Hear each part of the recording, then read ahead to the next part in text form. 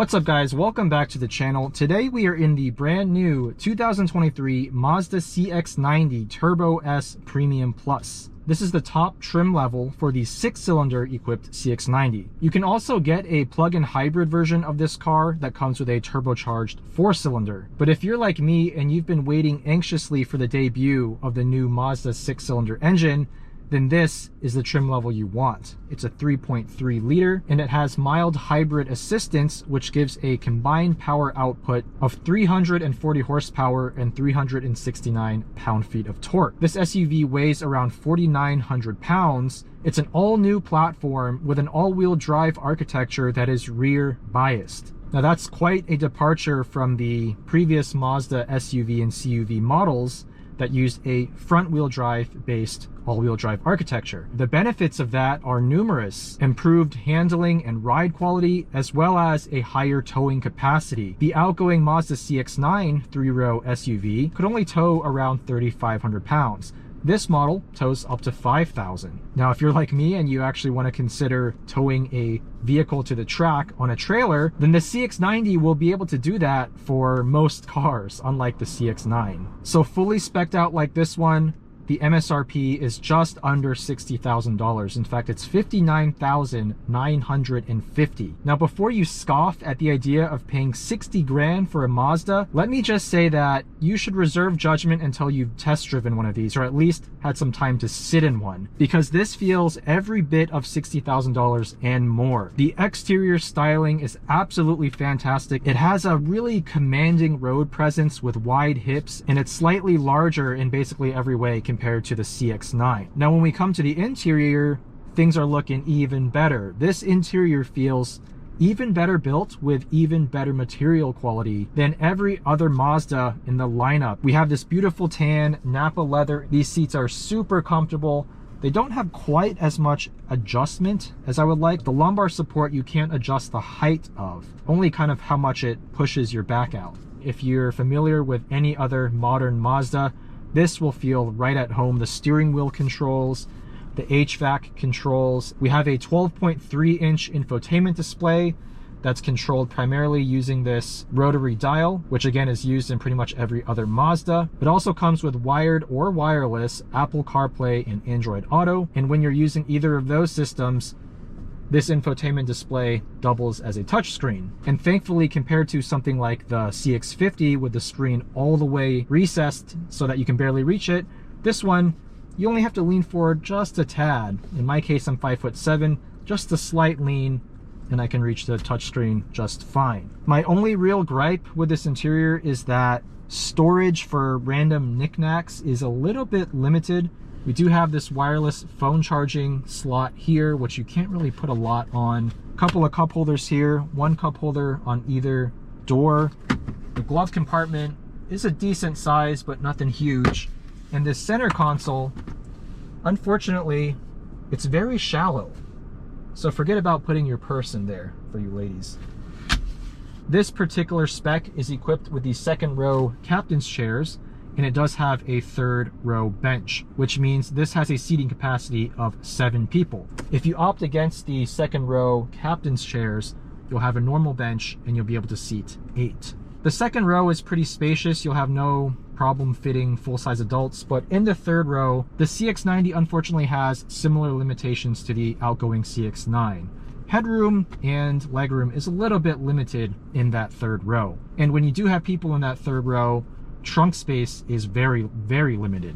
So with all that out of the way, I'm going to do something a little bit different for this review. Normally for these non-sports car or non-enthusiast car reviews, I just do a simple test drive on normal roads and tell you what it's like to live with it. And I'm still going to do that, but once I'm done with that, I'm going to take it for a spin on my favorite canyon road and see if this thing really is a driver's SUV. So into drive, we're just in the normal driving mode. We do have an off-road mode as well as a sport mode. So I have some good news for you guys. The CX-90 Turbo S Premium Plus is an absolutely fantastic daily drivable SUV.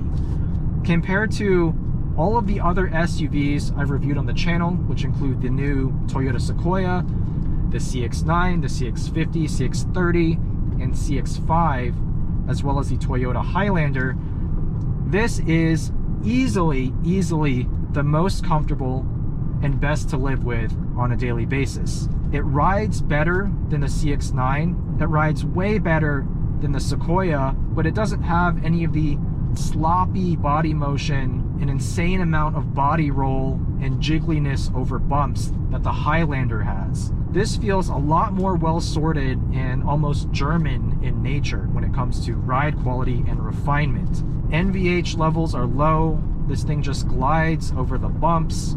Steering feels really nice and direct for a nearly 5,000 pound SUV. I haven't driven something like the Palisade or the Telluride yet, so I will reserve judgment on how this compares to those vehicles. Around town, this turbocharged 6-cylinder engine is very smooth, as you'd expect. It's almost BMW in nature, has plenty of low-end torque, especially with the mild hybrid assistance. This 8-speed automatic transmission, which is a first for Mazda. The gear ratios are quite a bit shorter than we had with the 6-speed. But honestly, that doesn't really make much of a difference because this powertrain is just so torquey, it's so flexible. And unlike the 2.5-liter turbocharged 4-cylinder in the other models, this one has a little bit more of a top end. In fact, the red line appears to be 6,500 RPM. In terms of fuel economy, this thing is rated at 23 miles per gallon in the city, 28 on the highway, or around 25 mpg combined. It will take regular 87 octane or premium 91 to 93 octane gas, but if you want the full rated 340 horsepower and 369 pound-feet, you'll need to go with at least 91 octane. We have the full suite of Mazda's driving aids, very familiar if you've driven, again, any of their other modern models on the lineup. We have things like adaptive cruise control, lane centering assist, blind spot monitoring, automatic emergency braking with pedestrian detection. We have a 360-degree camera, which is very useful in parking lots. And guess what? Everything works. I've tried all of the systems, with the exception, I guess, of the automatic emergency braking, as I'd rather not almost hit a pedestrian just to prove a point. We also have a 12-speaker Bose sound system, which unfortunately is pretty typical Bose. Even with the equalizer set in the very middle for everything, there's way too much bass and it's very boomy and overpowering. I would recommend turning the bass actually down a couple of clicks if you want a more balanced sound. It should still sound good to the vast majority of people, but if you are an audiophile, this is not the car for you. We do have a heads-up display.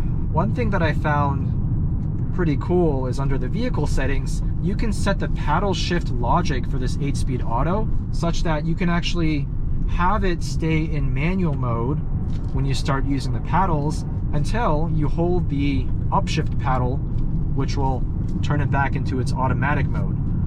If you don't want that and you just want to be able to use these paddles occasionally, there's something called momentary shift control. I have it set to permanent shift control so that when we start pushing the car, we have full control. Now this fully spec'd out model also comes with 21-inch wheels with 275 section width tires. We also have a heated steering wheel, 3-stage heated and cooled seats. But enough of all that. You can read all that on a spec sheet. In fact, I'll flash up the window sticker right now if you're really that curious. But I think it's time to throw this bad boy into sport mode and see how it handles on a canyon road.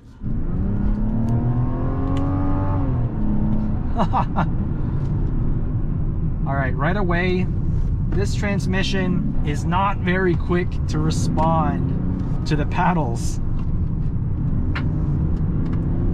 Look at that, the cornering performance better than I expected.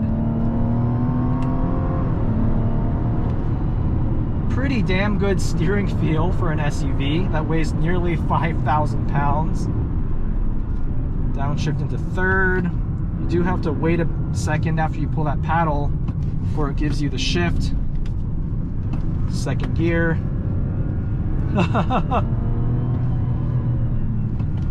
Check out that noise from the 6-cylinder though.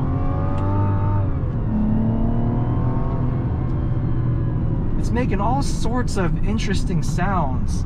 You get the induction growl that you might expect from a 6-cylinder, but you also get this kind of weird electrical whine. I don't know if that's from the mild hybrid setup or something else,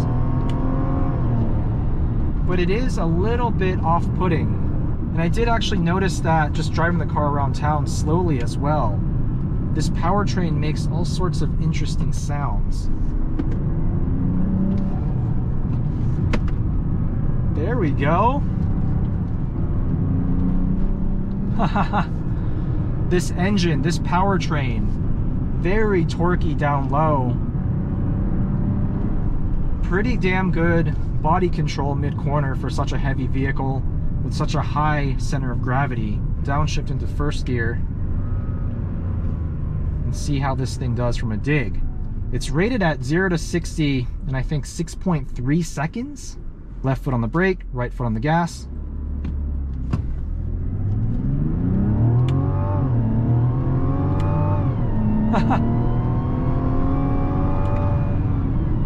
Not bad, not bad. It's a very torquey engine, and the top end is actually not too bad either. It has way more top end power than that 2.5 liter 4-cylinder. Brake feel actually pretty good. Not getting any signs of fade. Ooh, that's a very rough downshift from third to second.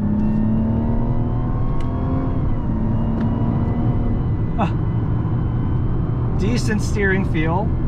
In classic Mazda fashion, they've always kind of been known for having really good steering feel across their lineup of vehicles. This one is no exception. Just lean on the torque in third.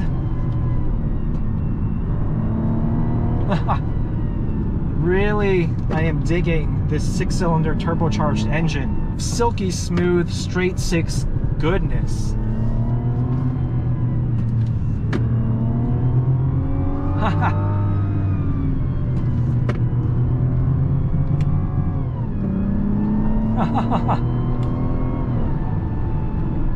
That high-pitched whine though, not a big fan of that.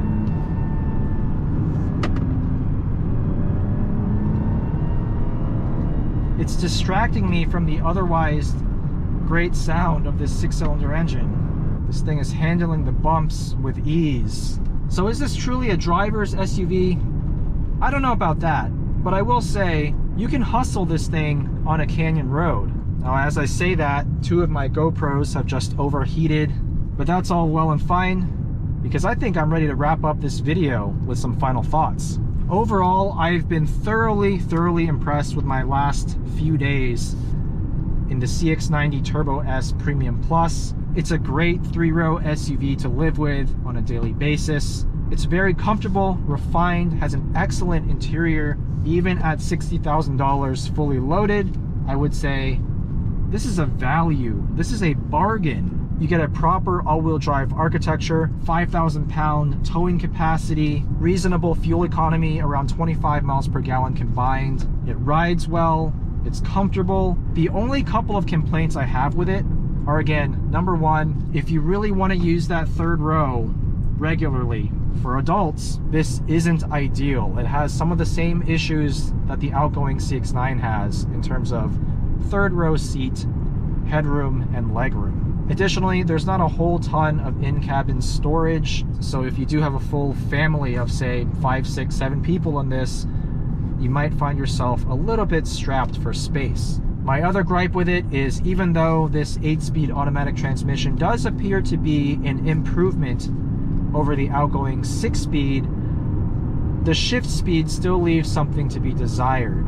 But for me, those are actually relatively minor nitpicks. I can't wait to see, personally, how the new CX-90, which will share this all-wheel drive platform and the 6-cylinder powertrain, how that vehicle will do. Because personally, I don't need a 3-row SUV of this size, but if the 2-row version of this, the CX-90, drives pretty much the same, albeit maybe a little bit better due to the less weight, then I might just see one in my garage in the future. A big thank you to Mazda for providing this CX-90 for review.